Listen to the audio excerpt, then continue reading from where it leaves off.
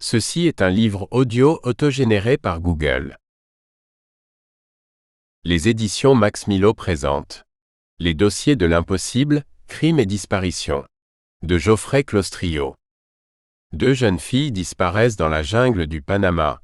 On ne retrouvera qu'une vidéo et les squelettes. 5 hommes abandonnent leur voiture en pleine montagne, s'enfoncent dans la forêt et y meurent l'un après l'autre. Un jeune homme se volatilise. On le retrouve 7 ans plus tard, emmuré dans la cheminée d'une cabane. Depuis les temps immémoriaux, l'humanité fait face à des crimes qui échappent à toute logique.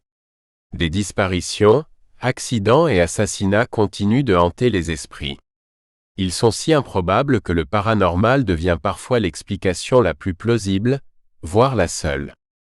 Dans cet ouvrage, Geoffrey Clostrio, passionné par ces affaires énigmatiques, revisite une dizaine d'affaires mystérieuses et irrésolues.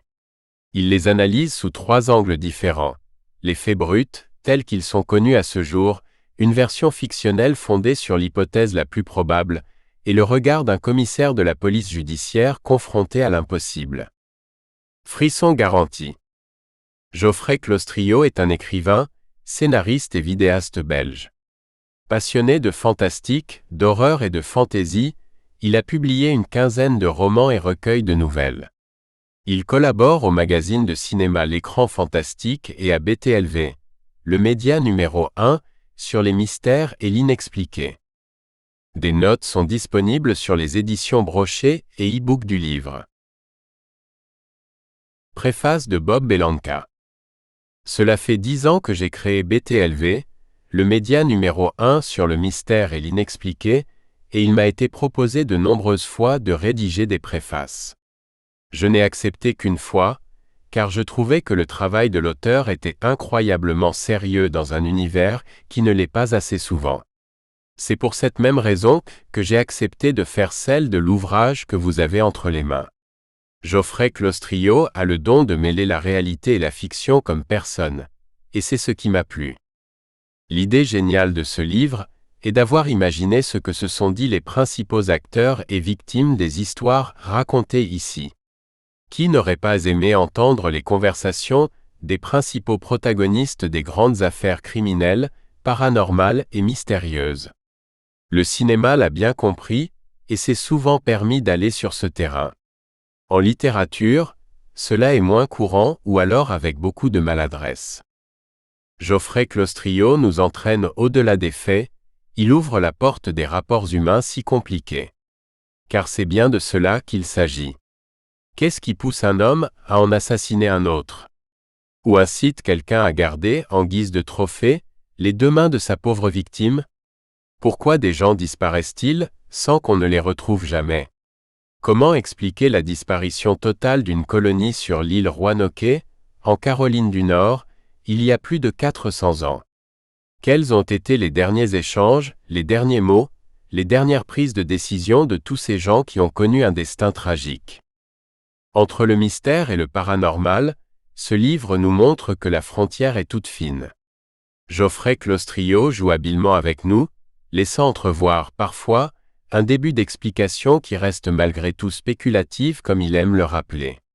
Pour tout vous dire, j'aimerais être à votre place et découvrir, comme vous allez le faire, ces histoires incroyables. Un conseil, n'éteignez pas la lumière. Le dossier des smiley faces. Premièrement, que Dieu ait pitié de toi, assène la femme masquée au jeune homme attaché devant elle. Le ton se veut calme et posé, mais une pointe de colère fait malgré tout vibrer sa voix. Le smiley souriant peint sur son masque arrache un rictus au jeune homme. Il pue ce masque.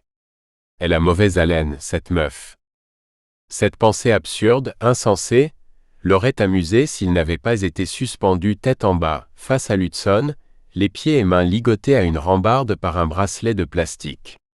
De la morve lui coule du nez, s'accumule dans ses narines sans qu'il ne puisse ni l'essuyer, ni la souffler.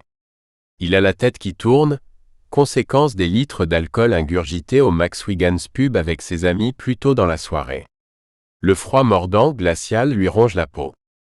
Matthew Genovese, avant de se retrouver attaché sur la jetée du Pierre à Park de Jersey City comme un animal dangereux, avait mené une existence faite d'alcool, de sexe et parfois de drogue. Trader à Wall Street le jour, fêtard la nuit, le Golden Boy ne s'était pas fait que des amis au cours de l'année écoulée. Insensible aux malheurs humains engendrés par la finance, il n'hésitait pas à déclencher des faillites avant de capitaliser sur d'autres entreprises plus vaillantes. Si ce n'est pas moi qui m'en charge, ce sera quelqu'un d'autre, se répétait-il souvent pour justifier les bénéfices qu'il tirait de ces transactions. Ses parents, loin de se demander où ils avaient failli, à quel moment ils avaient commis une erreur dans son éducation, soutenaient sa démarche avide, d'autant plus que Matthew ne manquait jamais une occasion de leur en faire profiter à travers des cadeaux de toutes sortes. Le jeune homme frissonne. La mort transpire du sable mouillé et des algues brunies qui ont séché sur les rochers. Les ténèbres grouillent de sons inexplicables, parfois amplifiés par l'immensité du fleuve. Les yeux embués d'alcool, Matthew risque un regard en arrière. 3 personnes masquées le toisent, toutes arborent le même smiley souriant sur le visage. Elles semblent discuter. Finalement, l'une d'elles s'éloigne du groupe pour aller tracer à la bombe de peinture le symbole du smiley sur un rocher, tandis que la plus petite, celle qui lui a déjà parlé, s'approche à nouveau. Matthew grimace. Ses poignets sont douloureux et l'air chargé de sel marin n'arrange rien. Il tente de se dégager, mais n'y parvient pas. Une première vaguelette atteint son front, imbibe ses cheveux déjà humides. Il sait ce qui l'attend. Comme le reste des États-Unis, il a entendu parler de ces tueurs masqués qui s'en prennent aux étudiants et aux jeunes diplômés, s'épouvantant devant les détails de chaque nouveau meurtre. Manque de chance ce soir, c'est lui leur souffre-douleur. Demain, dans les journaux, son nom s'affichera en lettres grasses par-dessus une photo de lui, probablement issue de son compte Facebook. Un Golden Boy de Wall Street se noie. Accident, suicide ou meurtre. Pitié, bredouille-t-il. Je n'ai fait de mal à personne. Je ne mérite pas ça. La femme masquée ne répond pas. Ce n'est pas moi qui fixe les règles, ajoute Matthew presque plaintivement. Une deuxième vague, plus importante que la première, submerge son nez. Il suffoque puis tout s'écrache. La femme masquée recule d'un pas pour ne pas mouiller ses chaussures. Matthew regarde avec horreur l'horizon aqueux qui se déploie à l'envers devant lui. L'eau est devenue son ciel, Manhattan s'est transformé en un tapis de lumière. Il se contorsionne pour libérer ses mains, mais ne réussit qu'à s'écorcher les poignets. Il grimace. Une troisième vague lui noie le visage avant de se retirer. Il tousse à nouveau, expulse comme il peut l'eau salée de sa bouche. « Qu'est-ce que vous me voulez, à la fin ?» trouve-t-il la force de crier. « Me punir d'être un trader ? J'ai toujours respecté la loi. » Sa question est purement rhétorique. Il a déjà eu affaire à des personnes du même acabit, notamment à un homme plutôt vindicatif. Sinon que cette fois-là, cela s'était conclu par une bagarre dans un bar et la certitude qu'on ne pouvait pas discuter avec ces gens-là. « C'est pour ça que vous faites ça ? Vous allez tuer tout le monde à Wall Street ?» Il ne peut sincèrement pas envisager d'autre explication à sa situation. Ces personnes sont jalouses de son statut social ou ont subi les conséquences de ses actions. C'est l'un ou l'autre puisque pour le reste, il s'est toujours comporté de manière exemplaire, exception faite de l'une ou l'autre connerie en soirée, mais rien qui légitime une mise à mort. Il réalise alors avec horreur qu'aucun mobile n'a jamais pu être établi pour les homicides perpétrés par les personnes masquées. Les bras de Matthew commencent à s'engourdir. Une douleur diffuse s'insinue dans ses muscles dorsaux. Il grimace, ne peut empêcher une autre vague de lui remplir le nez et la bouche. Celle-ci prend plus de temps à se retirer. Il retient sa respiration. Finalement, l'Hudson décide de lui accorder une minute de sursis supplémentaire. Quelque chose bouge dans les ténèbres, un éclat métallique reflète la lune. L'espace d'un instant, Matthew croit à l'apparition d'un sauveur, à l'avènement d'un incroyable Deus ex machina.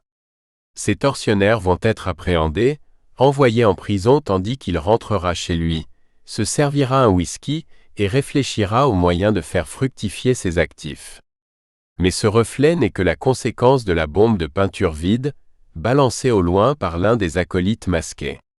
Son sauveur s'est évanoui dans la nature, plus rien ne peut le sauver de la noyade.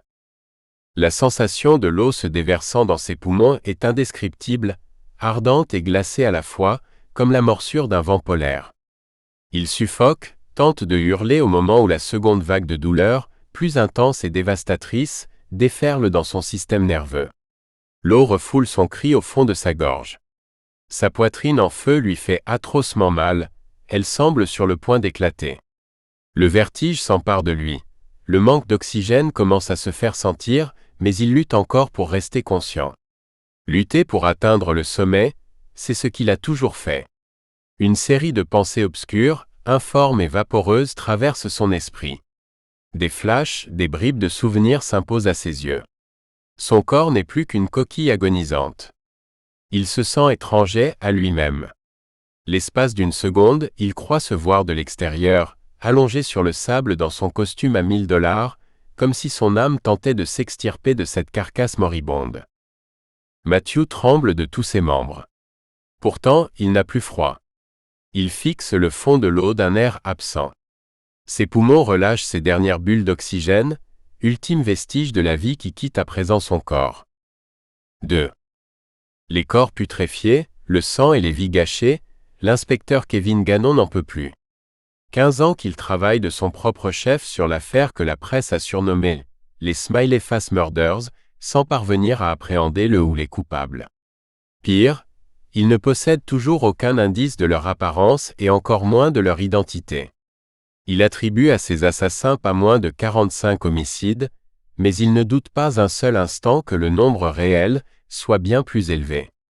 C'est juste qu'on n'a pas encore identifié tous les crimes, car, comme l'ont souligné les nombreux blogueurs qui se passionnent pour cette théorie, les Smiley Face Killers n'ont pas laissé le moindre indice sur les lieux des crimes, hormis un visage souriant peint à proximité des corps.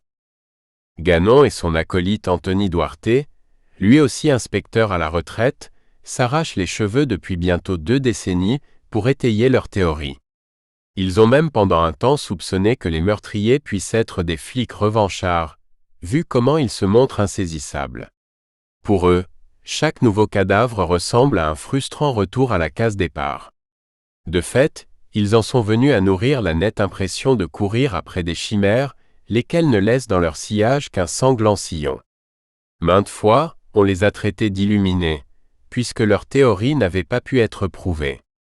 Officiellement, les 45 morts qu'ils attribuent aux X tueurs masqués et presque tous les décès ont été classés comme morts accidentelles par noyade due à l'alcool, voire comme suicide. Le FBI ainsi que plusieurs organisations policières ont enquêté sur les décès et conclu qu'on ne pouvait tisser aucun lien entre les affaires.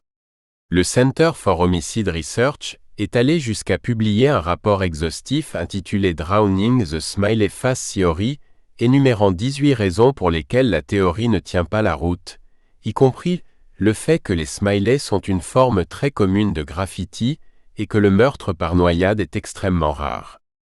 Assis devant la table de son salon sur laquelle s'empilent des milliers de photocopies réalisées en amont de son départ à la retraite, Gannon se sent minable, incompétent, malgré une carrière riche d'arrestations en tout genre. Il consulte sa montre. Encore 40 minutes avant que Duarte ne rapplique pour leur mise au point hebdomadaire. Il a le temps de passer l'affaire en revue, une millième fois. Quelque chose lui a peut-être échappé les 999 fois précédentes. Le premier dossier de la pile porte le nom de Patrick McNeil, tracé au marqueur bleu sur le rabat par la main légère du docteur Lee Gilbertson. C'est la découverte de son corps le 7 avril 1997 qui a mis le feu aux poudres, lorsqu'un adolescent était tombé dessus près de l'entrée du port de New York. Le garçon était venu là en cachette pour fumer un sachet d'herbe piqué à son grand frère, mais ce qu'il avait aperçu, coincé entre les rochers, dépassait de loin les sensations qu'il était venu chercher. Il retourna chez lui en courant, hurlant à qui voulait l'entendre qu'il venait de trouver le cadavre gonflé d'un sans-abri. Une équipe de police emmenée par Anthony Duarte avait débarqué sur les lieux environ un quart d'heure après que la mère de l'ado avait pris contact avec le NYPD. Ganon était arrivé 20 minutes plus tard, son imperméable flottant derrière lui à la façon d'une cape de super-héros. Il avait trouvé Duarte agenouillé près du corps, les mains enserrées dans des gants en latex, pour ne pas compromettre d'éventuels indices. « Qu'est-ce qu'on a ?» Patrick McNeil, 21 ans, étudiant au Fordham College, avait répondu Duarte en faisant craquer son cou raidi par une position inconfortable prolongée. Il a été vu pour la dernière fois en train de boire avec des amis dans un bar de Manhattan, il y a près de 2 mois de ça. Tu as pu contacter la famille? Son meilleur ami. Il dit que Patrick a été vu dans les toilettes du bar, en train de vomir, juste avant de partir. Ça s'est passé où, exactement? Au Dapper Dog. Je connais ce bar. Il se trouve à une vingtaine de kilomètres d'ici. Tu penses qu'il avait trop bu, qu'il est tombé dans l'East River et que le courant a fait dériver le corps jusqu'ici? Possible, mais ce sera aux experts de le déterminer. Malheureusement, les experts n'avaient rien pu déterminer du tout. Mort par noyade, cela avait été leur conclusion officielle, et dès le début, elle n'avait pas pleinement satisfait Ganon et Duarte. Pourtant, ce n'est que bien plus tard, fin 2006, soit 9 ans après les faits, lors d'une réunion en compagnie du Dr Lee Gilbertson, qu'ils eurent enfin l'occasion de faire entrer l'homicide dans le champ des possibles, voire probables.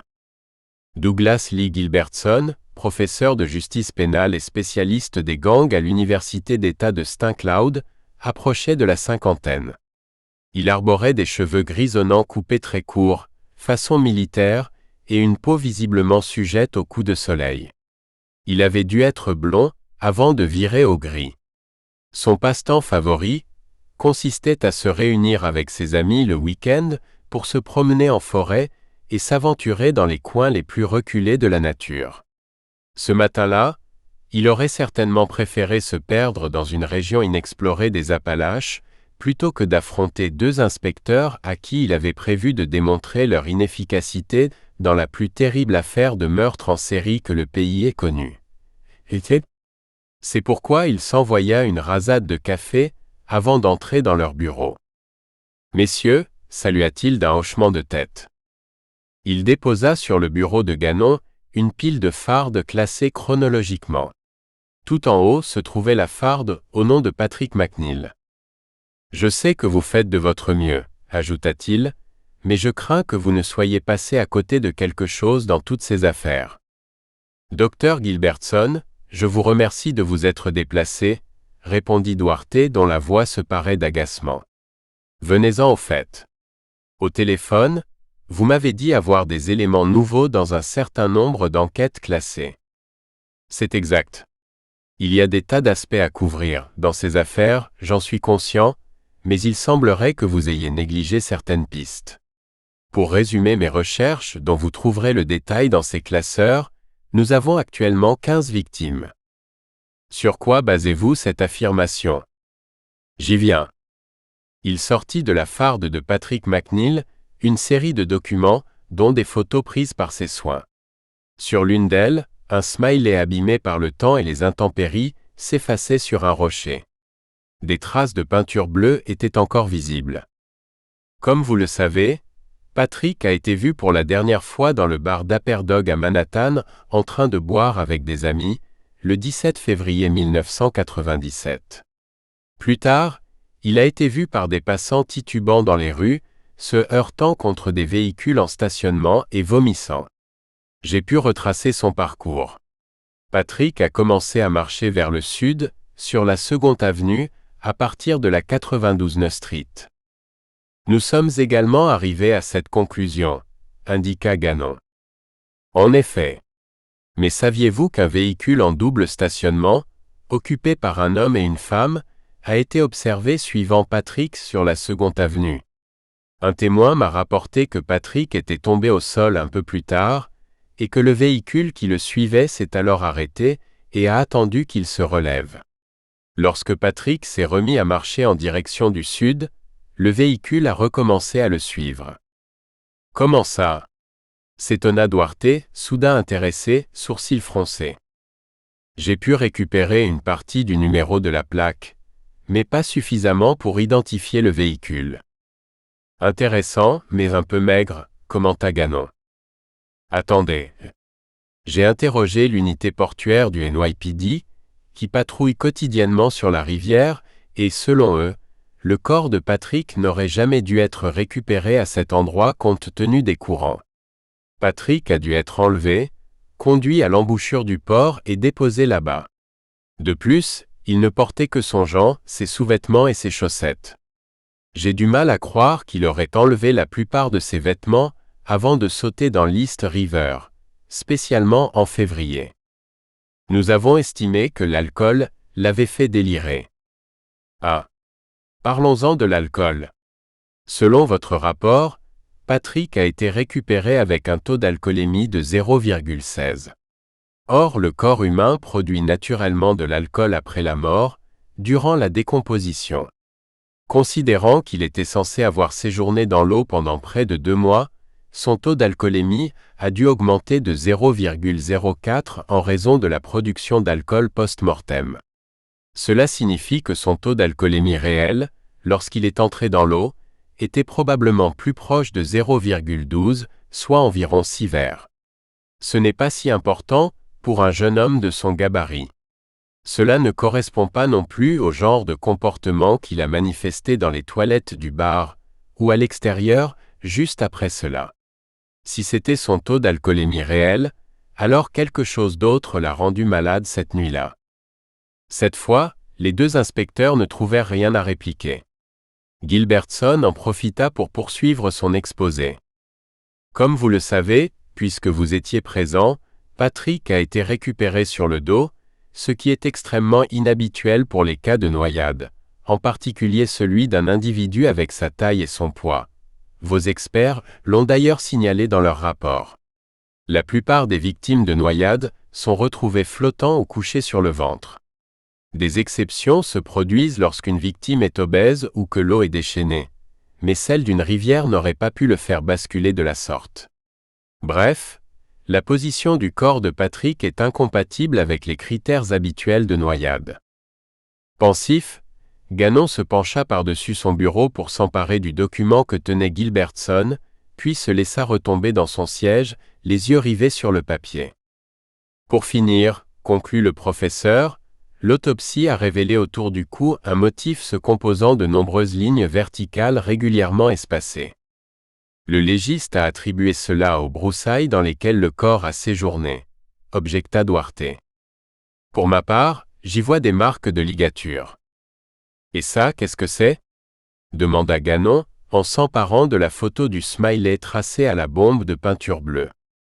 Je l'ai pris en photo à quelques mètres de l'endroit où vous avez retrouvé Patrick. Qu'est-ce que ce graffiti a de particulier? On en trouve des centaines identiques à celui-là sur les docks. En soi, il ne présente rien de spécial, je vous l'accorde. Mais mis en rapport avec. Gilbertson ouvrit plusieurs dossiers à la suite. Brian Welsien, 21 ans, disparu en 2000 à Chicago. Todd Geib, 22 ans, disparu en 2005 à Casnovia dans le Michigan. Et enfin, le plus récent, Lucas Oman, 21 ans, disparu en 2006 à La Crosse, Wisconsin.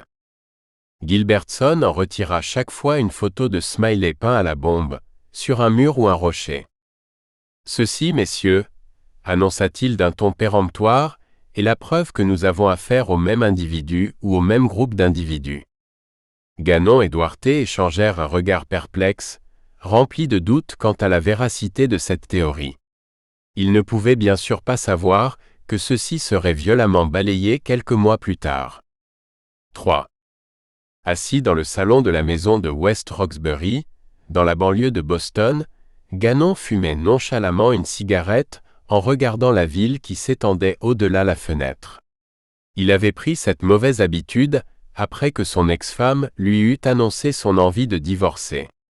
Maintes fois, il avait tenté de s'en débarrasser, mais le stress lié au boulot, et surtout de l'affaire des smiley fesses, l'en avait toujours empêché. Monsieur Claiborne, propriétaire des lieux et époux de la femme ayant découvert William Hurley, le fusillait du regard, sans pour autant oser lui demander d'arrêter d'empester son intérieur propret. Manifestement, il n'était pas celui qui ramenait l'argent à la maison, ni celui qui portait la culotte. Vous êtes certain qu'il faut encore interroger Margaret? Lança-t-il aux deux inspecteurs installés dans son sofa. Cela a déjà été fait ce matin, et honnêtement, elle se sent un peu secouée par tout ça. Monsieur, toute aide est la bienvenue dans notre enquête. Peut-être a-t-elle vu quelque chose, un détail qui pourrait nous aider. La moindre chose, même si elle vous semble insignifiante, est susceptible de nous aider. Donc oui, nous avons besoin de lui parler. Le petit monologue de Gannon obtint l'effet escompté, puisque Claiborne, non sans avoir soupiré une dernière fois, appela sa femme. Celle-ci descendit mollement de l'étage où se trouvait leur chambre et vint s'installer dans le fauteuil, face au policier. Vêtue d'un jogging assurément trop large, le regard perdu dans le vague, cette femme d'ordinaire sémillante et sûre d'elle entreprit de répondre aux questions des policiers d'une voix monocorde. « Merci d'accepter de nous parler, Madame Claiborne, entama Gannon. Nous savons que c'est difficile pour vous, mais c'est malheureusement capital. Commencez par nous raconter ce que vous avez vu, sans omettre le moindre détail. Nous connaissons déjà les grandes lignes, mais nous avons besoin de l'entendre de votre bouche. » La tête tournée vers la fenêtre, elle raconta donc une nouvelle fois qu'elle était allée courir le long de la Charles River, ce qu'elle faisait chaque matin. Au loin, le TD Garden Stadium dominait le paysage. Elle n'avait croisé personne sur le trajet, et rien ne laissait présager qu'elle tomberait sur une scène de crime. Il était 5h30 du matin, lorsque je suis arrivé aux environs du Nashua Street Park, précisa-t-elle. J'aime aller courir tôt, c'est plus calme et ça me donne du tonus pour toute la journée. Je sais que vous avez dit n'avoir rien remarqué, mais permettez-moi d'insister. Il n'y a vraiment aucun élément qui vous a fait tiquer? Intervint Gannon. N'importe quoi d'inhabituel, la première chose qui vous passe par l'esprit. La jeune femme se massa les tempes, tout d'abord surprise par la question, puis une expression indéfinie se dessina sur son visage, comme si un souvenir enfoui venait de ressurgir par mégarde. Eh bien. Elle hésita un instant. Maintenant que vous me le demandez, c'est vrai que juste avant de tomber sur le corps dans le parc, j'ai remarqué un smiley peint sur l'un des troncs d'arbres. Je n'y avais plus pensé. C'est important? Duarte tressaillit. À son côté, Gannon sentit l'excitation le gagner, mais s'efforça de ne rien laisser transparaître. Peut-être plus que vous ne le croyez, dit-il d'un ton mesuré. Je vous en prie, continuez. J'allais faire demi-tour, quand j'ai remarqué quelque chose entre les broussailles du bord de la rive. Je me suis approché, et j'ai constaté qu'il s'agissait d'un homme allongé. J'ai d'abord cru avoir affaire à un SDF. Il n'est pas rare d'en croiser dans le parc, mais j'ai remarqué qu'il portait une veste du corps des vétérans de la marine. Alors je me suis approché encore plus, et c'est là que j'ai vu qu'il... Elle toussa pour reprendre sa contenance. Eh bien, que son crâne était défoncé. J'ai immédiatement appelé le 911, et voilà. Je peux retourner me coucher, maintenant? J'ai une grosse réunion demain, j'aimerais me reposer. Gannon acquiesça d'un signe de tête. Ensuite, les enquêteurs se levèrent pour quitter la maison, non sans que Duarte ait pris la peine de laisser sa carte à M. Claiborne, comme il le faisait chaque fois au cas où quelque chose reviendrait aux témoins. M. Claiborne les raccompagna jusqu'au seuil de sa porte, et attendit qu'ils fussent montés dans leur voiture pour la refermer. Bon débarras, pensa-t-il. Au plaisir de ne jamais vous revoir. Si l'affaire était effectivement terminée pour sa femme et lui, malgré des rappels ponctuels en raison de son statut de témoin, c'était malheureusement loin d'être le cas pour les inspecteurs Gannon et Duarte, ainsi que pour les futures victimes des Smiley Face Killers.